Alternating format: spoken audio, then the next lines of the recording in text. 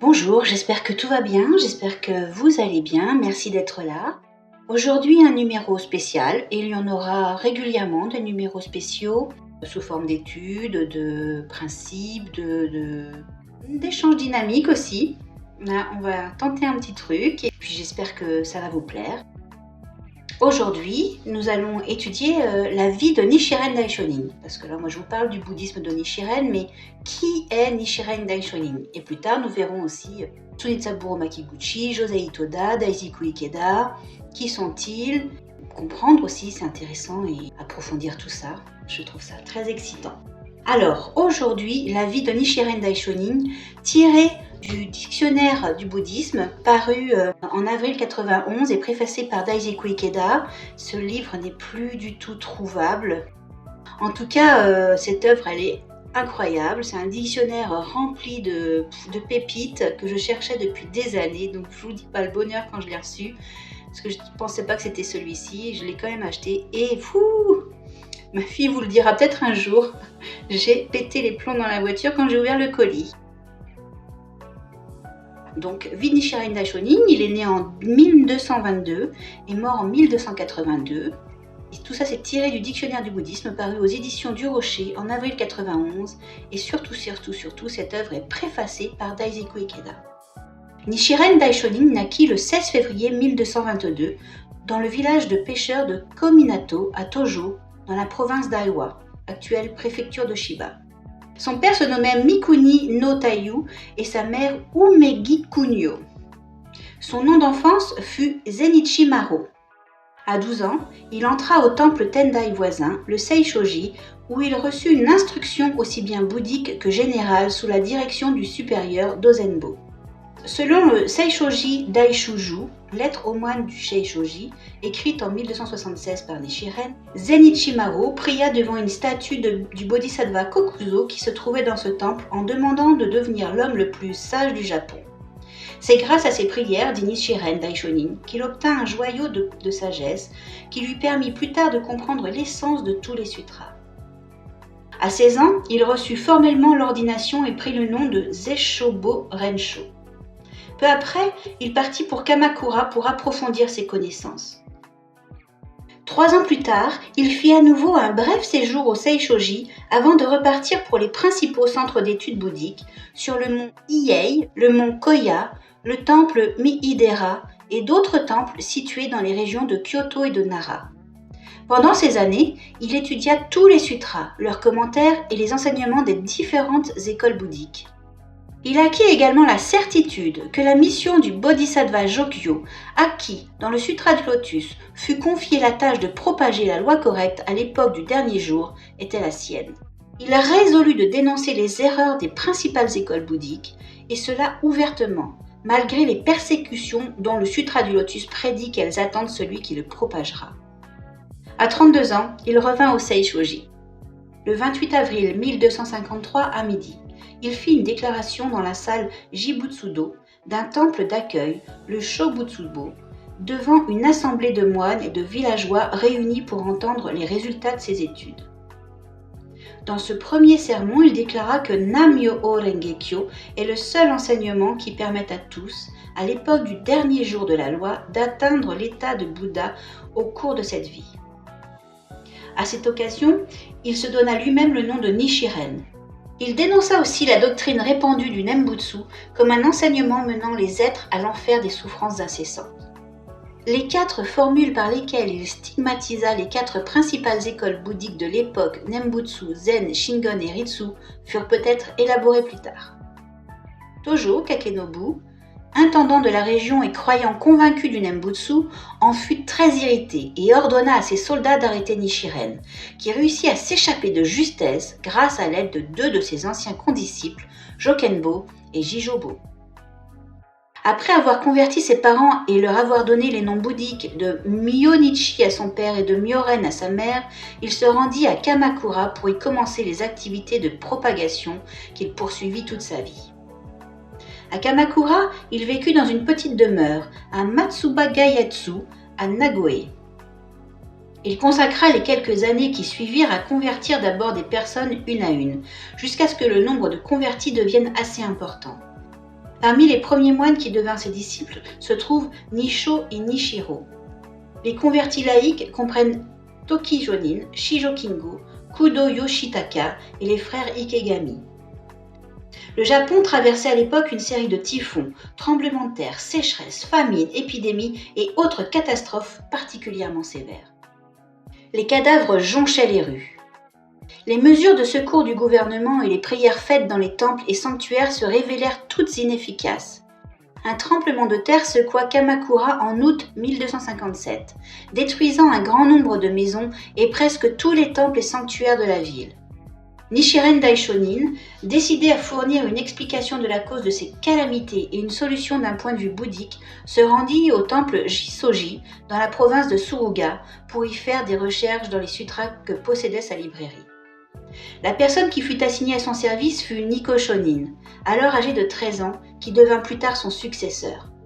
Le 16 juillet 1260, Nichiren présenta un traité intitulé « Sur l'établissement de l'enseignement correct pour la paix dans le pays » au régent retiré Hojo Tokiyori, l'homme le plus influent du shogunat de Kamakura. Il y attribuait les désastres ravageant le pays aux offenses faites à la loi correcte et à la foi placées dans des enseignements erronés. Il y critiquait en particulier l'école Jodo. Sur les 3 calamités et les 7 désastres décrits dans les sutras, il prédit que les 2 désastres qui n'étaient pas encore survenus, à savoir les luttes internes et l'invasion étrangère, surviendraient inévitablement si le pays persistait à soutenir les écoles trompeuses. Il exhortait à une adhésion rapide au véhicule unique du Sutra du Lotus. La présentation du traité intitulé « Sur l'établissement de l'enseignement correct pour la paix dans le pays » est considérée comme sa première remontrance au gouvernement. Il n'y eut pas de réponse officielle à ce document, mais un groupe de croyants du Nembutsu, probablement incités par des moines et des administrateurs gouvernementaux, attaquèrent sa demeure dans la nuit du 27 août. Il s'échappa avec quelques disciples et resta quelque temps avec Toki Jonin dans la province de Shimosa. Au printemps suivant, cependant, il revint à Kamakura. Cette fois, les moines du Nembutsu et les autorités gouvernementales parvinrent à obtenir des plaintes diffamatoires contre lui et il fut condamné, sans procès ni enquête, à l'exil à Ito, dans la péninsule d'Izu. Les marins chargés de l'y emmener ne le conduisirent pas jusque-là, mais l'abandonnèrent sur une plage appelée Kawana, le laissant à la merci des habitants dont beaucoup le haïssaient et qui étaient de manière générale hostiles aux exilés. Nichiren Daishonin fut reçu et protégé pendant un certain temps par un pêcheur nommé Funamori Yasaburo et sa femme. Plus tard, Nichiren Daishonin obtint la protection du seigneur d'Ito qui se convertit à ses enseignements après avoir été guéri par ses prières. Nichiren Daishonin fut pardonné et revint à Kamakura en février 1263. Son père était mort en 1258.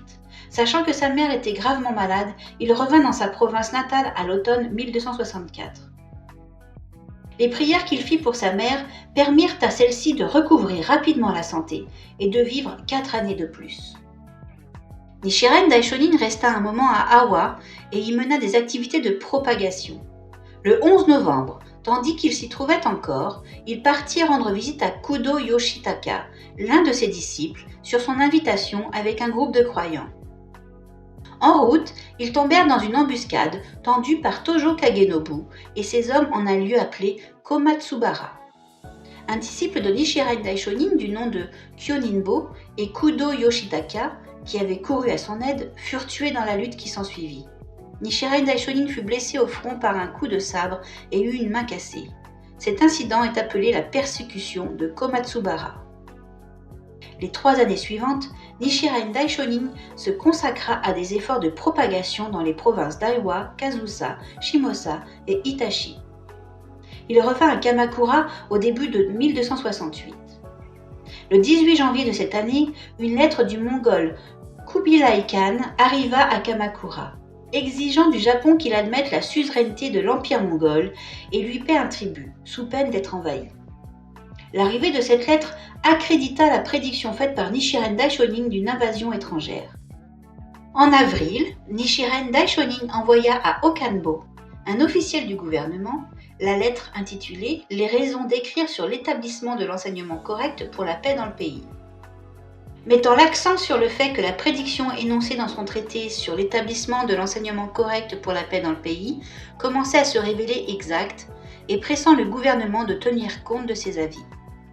Le 11 octobre, il envoya 11 lettres à des dirigeants politiques et religieux importants, les conjurant d'abandonner leurs croyances dans des enseignements erronés et demandant la possibilité de défendre ses propres enseignements au cours d'un débat religieux public. Il n'obtint aucune réponse. En 1271, le pays fut en proie à une sécheresse persistante et le gouvernement ordonna à Ryokan, moine éminent de l'école Shingon Ritsu du temple Gokurakuji, de prier pour obtenir la pluie. Ayant appris cela, Nichiren Daishonin envoya à Ryokan un défi écrit lui proposant de devenir son disciple s'il réussissait à faire tomber la pluie, et réciproquement que Ryokan devienne le disciple de Nichiren Daishonin s'il n'y parvenait pas. Ryokan accepta volontiers, mais malgré ses prières et celles des centaines de moines qui l'assistaient, aucune pluie ne tomba. Loin de tenir sa promesse, il commença à répandre des rumeurs hostiles à l'égard de Nichiren Daishonin, en se servant de l'influence qu'il avait sur les épouses et les veuves d'officiels du gouvernement.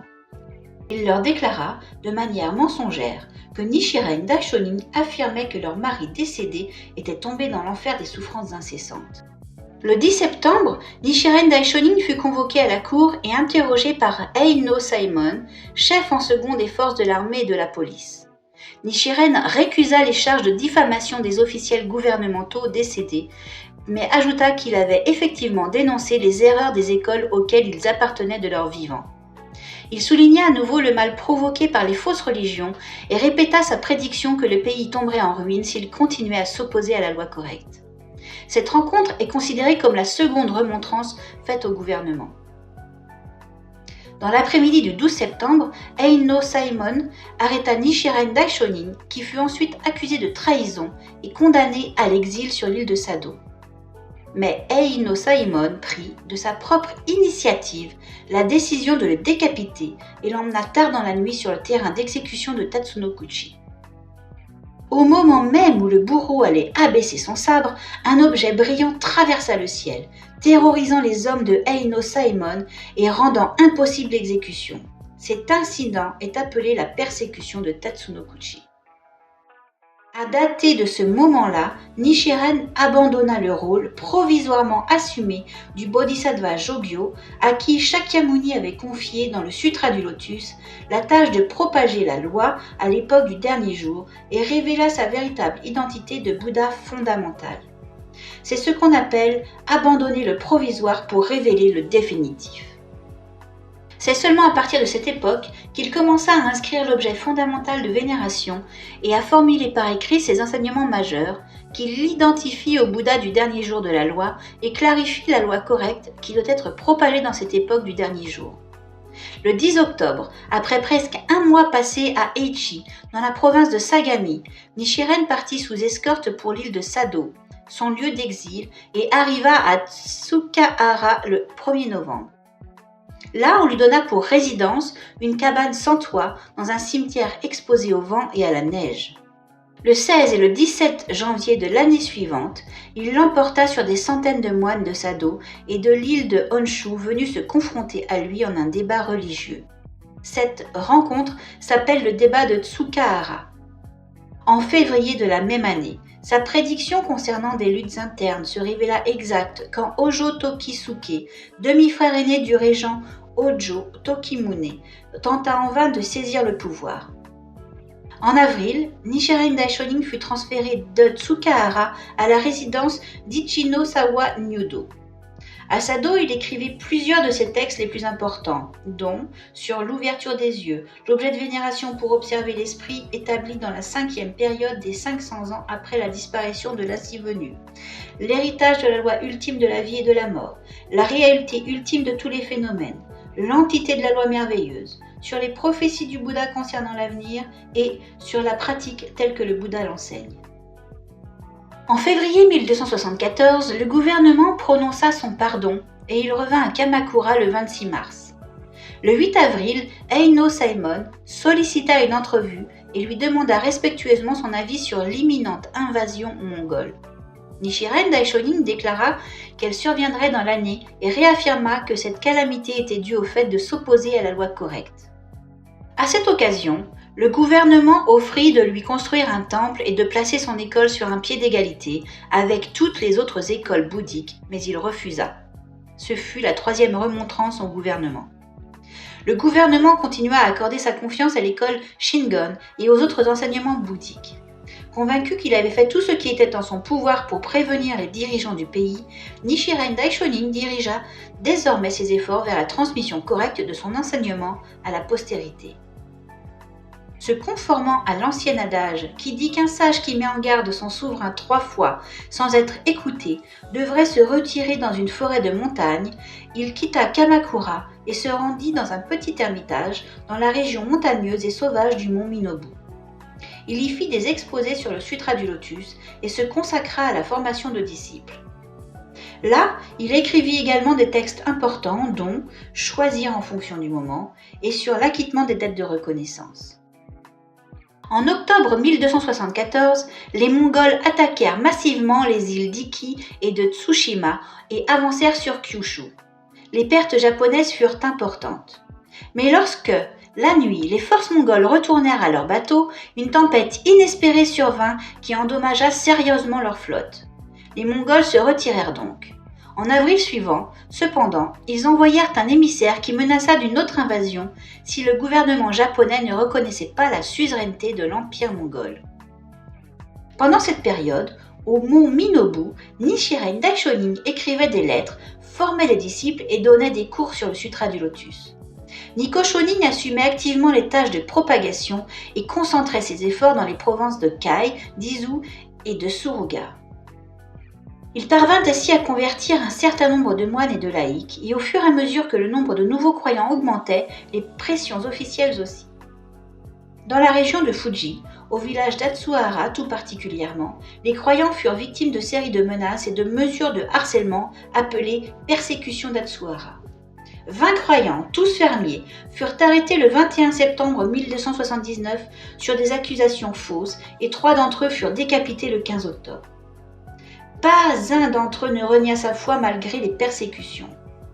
Nichiren Daishonin, voyant qu'un certain nombre de ses disciples étaient maintenant prêts à donner leur vie si nécessaire pour protéger la loi, réalisa que le temps était venu d'accomplir le but essentiel de sa vie, et le 12 octobre 1279, il inscrivit le Daigonzon comme l'objet de vénération, permettant à tous les êtres humains d'atteindre l'état de Bouddha. Par la suite, sa santé s'affaiblit. Sentant sa mort proche, il désigna Niko Shonin comme son successeur dans un document de transfert daté de septembre 1282. Le 8 septembre, il quitta Minobu à la demande de ses disciples pour se rendre aux sources chaudes de Hitachi. Quand il atteignit la résidence d'Ikegami Munenaka à Ikegami, dans la province de Musashi, il comprit que sa mort était imminente. Le 8 octobre, il nomma 6 disciples aînés et leur confia la responsabilité de propager ses enseignements après sa mort. Tôt dans la matinée du 13 octobre, il nomma Niko Shonin grand patriarche du temple Kyonji de Minobu et demanda à tous les croyants de le suivre. Il mourut ce matin-là en présence de ses disciples et de croyants laïcs. Merci beaucoup pour votre écoute, j'espère que ça vous a plu, la vie de Nichiren est tellement inspirante. Les prochaines aussi, vous allez voir, elles sont incroyables. Écoutez, j'espère que c'est pas trop long. Mais bon, ce genre de format, on peut l'écouter en plusieurs fois, il n'y a pas de souci. Chacun est libre. Sentez-vous libre de vous approprier les podcasts comme bon vous semble. Nous allons essayer de développer un support pour les textes qu'on ne peut plus trouver. Voilà, que vous puissiez les télécharger, vous les approprier aussi de façon écrite. Si vous en avez envie. Donc je vous tiendrai au courant sur le développement de la page, du site, de l'endroit où vous pourrez aller les chercher. Et j'espère que vous continuerez à écouter. Ce genre de format arrivera 1 fois ou 2 dans le mois. Des formats plus longs, interactifs ou pas interactifs, d'études, de principes bouddhiques, de biographies, de choses qui complètent et qui nous permettent de vraiment comprendre, d'appréhender dans son ensemble plus facilement ce que représente le bouddhisme de Nichiren et de vraiment nourrir notre cœur et notre foi, voilà, ou pas, ou juste de découvrir. Je trouve ça tellement inspirant. je voulais partager ça avec vous. En tout cas, merci beaucoup et à très très vite.